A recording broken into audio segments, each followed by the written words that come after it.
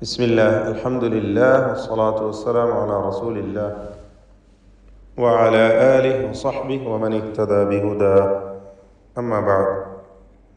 സൂറത്തുൽ അംബിയ 10 മുതൽ 13 വരെയുള്ള ആയത്തുകൾ പാരായണം ചെയ്യുമ്പോൾ ശ്രദ്ധിക്കേണ്ട തജ്വീദ് നിയമങ്ങൾ സൂചിപ്പിക്കാം. ലഖദ് അൻസൽനാ, ഇവിടെ ലഖദ് എന്ന് പറയുമ്പോൾ ഖാഫിന് തഫ്ഖീം കൊടുക്കേണ്ടതാണ്. തടിപ്പിച്ച് സ്വരഭാരത്തോടെ ഉച്ചരിക്കേണ്ട അക്ഷരമാണ് ഖാഫ്. ദാലിൻ്റെ സുക്കൂൻ ഖൽഖല സുഗ്റ നൽകി ശബ്ദം ഹറക്കത്ത് പോലെ ചലിപ്പിക്കണം. ലഖദ് അൻസൽന, ഈ പദത്തിൽ സാക്കിനത്തായ നൂനിനെ ഇഖ്ഫാ ഹഖീഖി നൽകി മറച്ചു മണിക്കണം, അവ്യക്തമാക്കി മണിച്ചുകൊണ്ട് ഉച്ചരിക്കണം. അൻസൽന ഇലൈക്കും, അൻസൽന, ഇതിലുള്ള അലിഫിൻ്റെ ദീർഘം മദ് മുൻഫസിൽ ജായിസ് എന്നതാണ്. 4-5 ഹറക്കത്തിൻ്റെ അളവിൽ ദീർഘിപ്പിക്കേണ്ടതാണ്. ഇലൈക്കും കിതാബ, സാക്കിനത്തായ മീമിനെ ഇൽഹാർ ഷഫവി നൽകി മണിക്കാതെ വെളിവാക്കണം. ഇലൈക്കും കിതാബ, കിതാബൻ ഫീഹി, ഇവിടെ തൻവീനിന് ശേഷം ഫാ വന്നതുകൊണ്ട് ഇഖ്ഫാ ഹഖീഖി നൽകി മറച്ച് മണിച്ചുച്ചരിക്കുക. മണിക്കലിൽ തർക്കീഖ് വേണം. കിതാബൻ ഫീഹി ദിക്റുക്കും, ദിക്റുക്കും കാഫിൻ്റെ സുക്കൂൻ ഉച്ചരിക്കുമ്പോൾ ശ്രദ്ധിക്കണം. ഹംസ് എന്ന സിഫത്തുള്ള അക്ഷരമാണ്.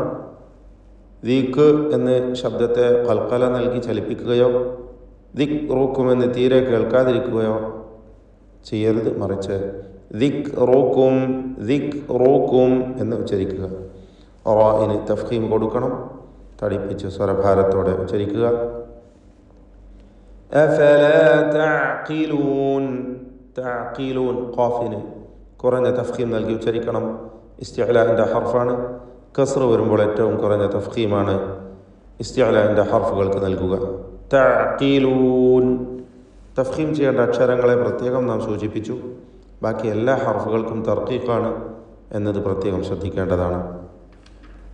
വകം ഖസംന, വകം ഖസംന, സാക്കിനത്തായ മീമിനെ ഇൽഹാർ ഷഫവി നൽകി ഉച്ചരിക്കുക. 2 സാക്കിനത്തായ മീമുണ്ട്. വകം എന്നതിലും ഖസംന ഈ പദത്തിൻ്റെ മധ്യത്തിലും വന്ന ഈ മീം സുക്കൂൻ നൽകപ്പെട്ടവയാണ്. ഇവക്ക് ഇൽഹാർ ഷഫവി നൽകി മണിക്കാതെ വെളിവാക്കുകയാണ് വേണ്ടത്. ഖസംന, ഖാഫിനും സ്വാദിനും തഫ്ഖീം നൽകി സ്വരഭാരത്തോടെ ഉച്ചരിക്കണം. വകം ഖസംന മിൻ ഖർയ, സാക്കിനത്തായ നൂനിനെ ഖാഫിന് മുമ്പിൽ വന്നതിനാൽ ഇഖ്ഫാ ഹഖീഖി നൽകി മറച്ച് മണിക്കണം. മണിക്കലിൽ തഫ്ഖീമാണ് വേണ്ടത്.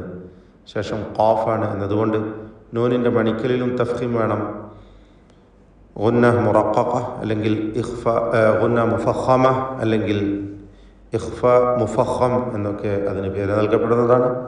മിൻ ഖർയ എന്ന് ഉച്ചരിക്കേണ്ടതാണ്. ഖാഫിന് തഫ്ഖീം, ശേഷമുള്ള സുക്കൂൻ നൽകപ്പെട്ട റാഇനും തഫ്ഖീം. ഖർയ എന്ന് തടിപ്പിച്ച് സ്വരഭാരത്തോടെ ഉച്ചരിക്കുക.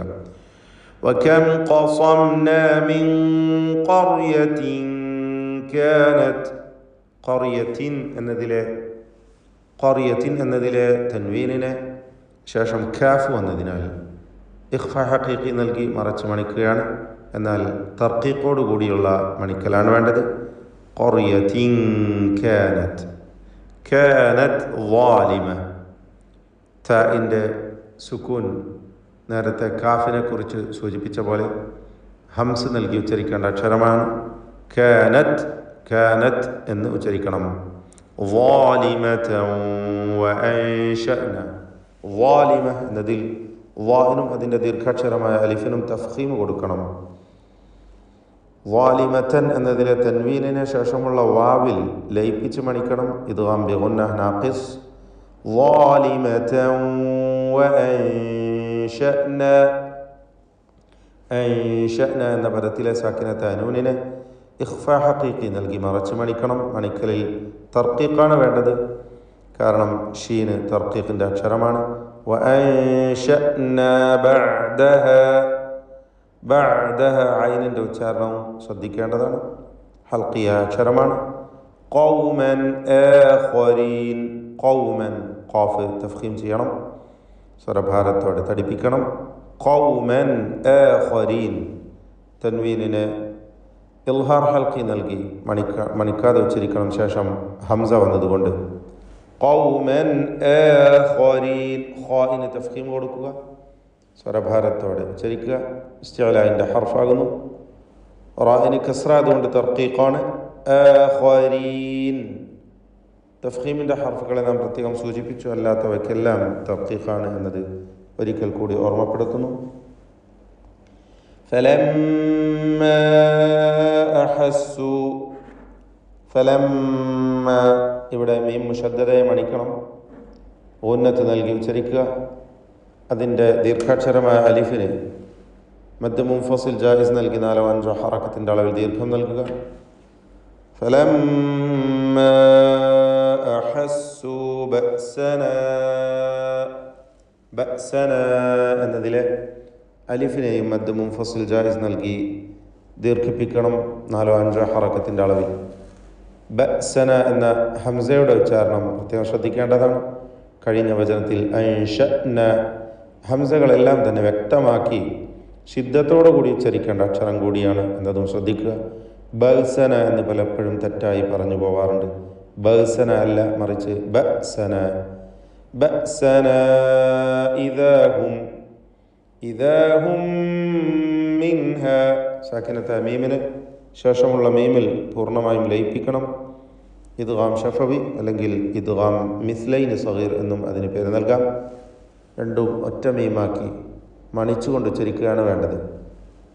ഇദാഹും മിൻഹ, മിൻഹ എന്നതിലെ സാക്കിനത്ത നൂനിന് ഇൽഹാർ ഹൽഖി നൽകി മണിക്കാതെ വെളിവാക്കേണ്ടതാണ്. മിൻഹ യർകുദൂൻ, ഈ പദത്തിൽ റാഇന് തഫ്ഖീം, അതുപോലെ ദ്വാദിനും തഫ്ഖീം നൽകേണ്ടതാണ്. ദ്വാദ് അതിൻ്റെ മഖ്റജിൽ നിന്ന് തന്നെ ഉച്ചരിക്കാൻ ശ്രദ്ധിക്കുക. നാവിൻ്റെ നീളത്തിൽ മേലെ അണപ്പല്ലിനോട് ചേർത്താണ് ദ്വാദ് ഉച്ചരിക്കേണ്ടത്. നാവിൻ്റെ ഒരു പാർശ്വം, ഒരു സൈഡ് നീളത്തിൽ ആകുന്നു അതിൻ്റെ മഖ്റജ്. യർകുദൂൻ, വീണ്ടും ലാ തർകുദൂ, റാഇന് തഫ്ഖീം, ദ്വാദിനും തഫ്ഖീം.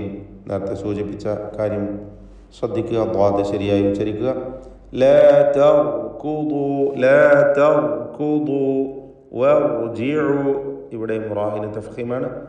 വർജിഉ ഇല, വാവിന് മദ് മുൻഫസിൽ ജായിസ് നൽകി 4-5 ഹറക്കത്തിൻ്റെ അളവിൽ ദീർഘിപ്പിക്കുക.